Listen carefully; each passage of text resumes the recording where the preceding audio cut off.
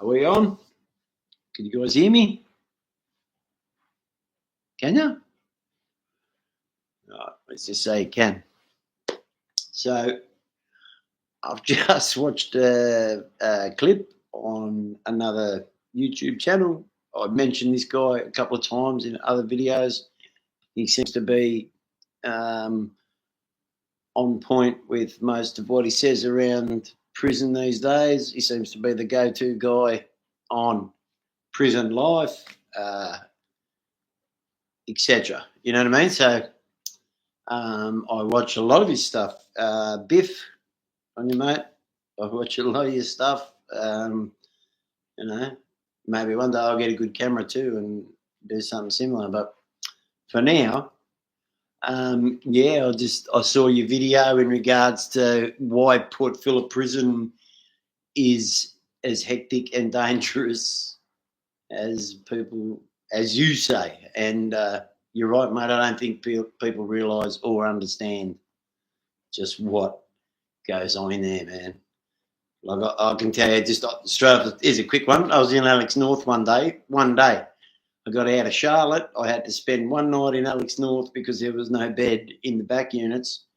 And before dinner, I was watching a guy play pool, and there was another guy standing there with a pool cue in his hand, and then out of nowhere, he just crunched it, full ball like a baseball swing, right across this fella's nose and bridge of his face. And the guy was sitting down, and the guy that hit him was standing next to him and just absolutely crunched him. He was holding the thin end of the pool cue. And this guy's head pretty much exploded. And then the instigator continued to punch the absolute crap out of this guy. So, and I don't know even what that was about.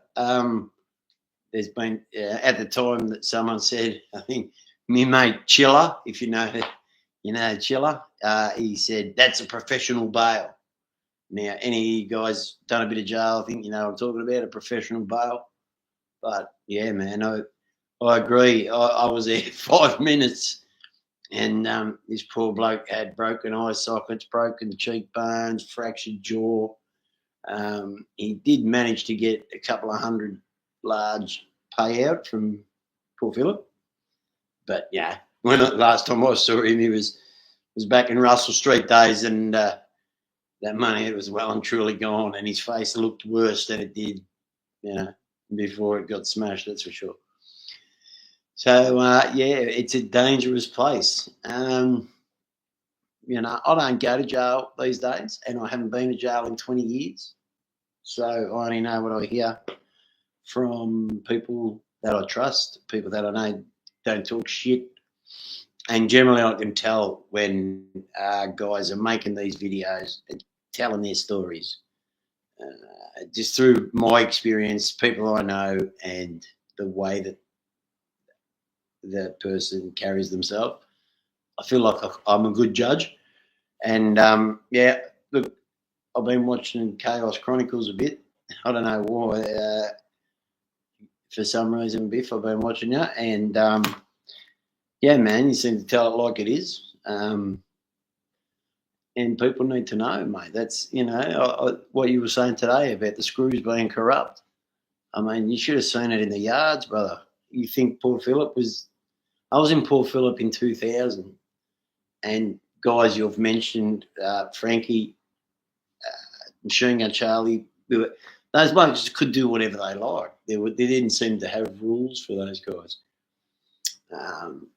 So Port Phillip Prison was a hectic prison, man. It was a hectic prison, and I went there, I think, 3 times. First time was in 2000, and I had a broken leg when I got there. I'd been taken in a divvy because I had the big frame on my ankle, and so they took me in the divvy and took me to Port Phillip into the hospital unit, and there's a fella in there by the name of Greg Brazel. And just so happens he was in there because he had just had his head caved in by a bicycle seat, of all things, from a couple of couple of school chums of mine. They broke through the wall and gave him a touch-up with a bike seat. And then went on to have trial, the most memorable trial for a long, long time that I can think of. So that's where I went on my first night, and didn't seem bad when I was in the hospital. And then, I got kicked out of the hospital pretty quick smart for sneaking tobacco. I would pretend to go to church every Sunday. And as soon as I got out to the church, I asked it for ox or papers, matches, and enough to make a ciggy when I got back into my unit. Mind you, my unit at the time was a hospital. So every Sunday I'd go to church, and then 15 minutes after coming back from church, I'd have my room raided because it smelled like tobacco, and everyone in my room would be smoking tobacco, And so after a couple of days, of maybe a week or so of that, they kicked me to the kids unit, Alex South. Alex South. Listen, guys. Yeah, I went to Alex South and lasted 2 days there. And then that was for kids, I think, under 25.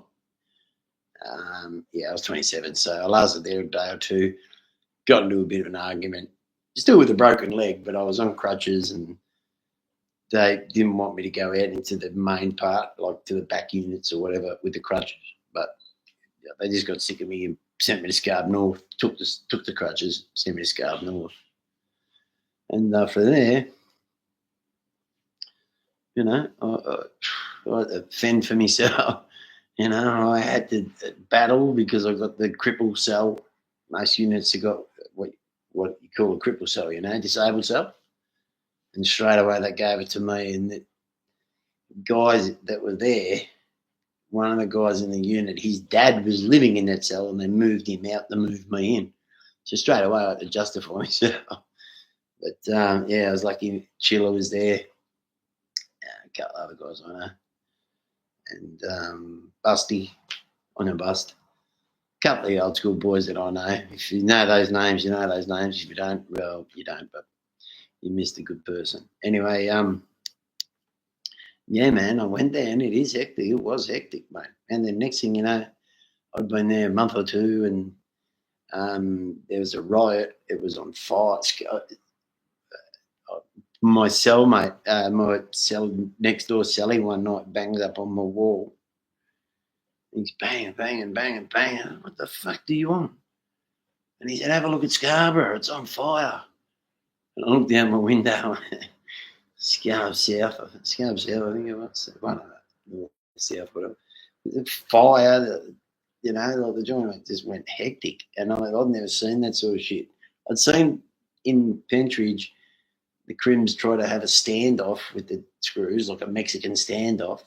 We're not coming into the unit till we get a canteen spend, or we're not this or we're, and then the screws are just, chop a couple of the fucking bigger boys out and they all buckle. So, I've never really seen any screws get stood up to for any length of time unless they were copping a sling, which most were anyway.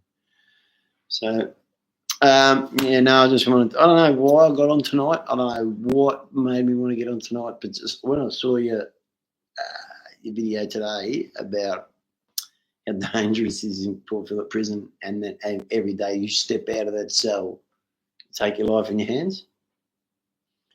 You pretty much do, bro.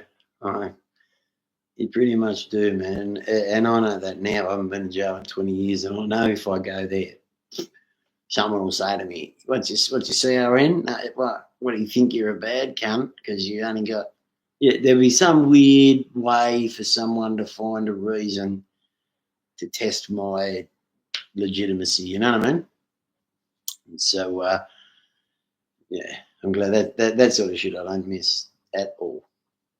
Anyway, guys, I'm going to go. I really didn't have much to say. I just wanted to hop on and say good day. To let you know, keep doing this until I get better at it. Yeah, and looks like someone else wants to talk to me. If that's you, I'll get back to you. All right, guys.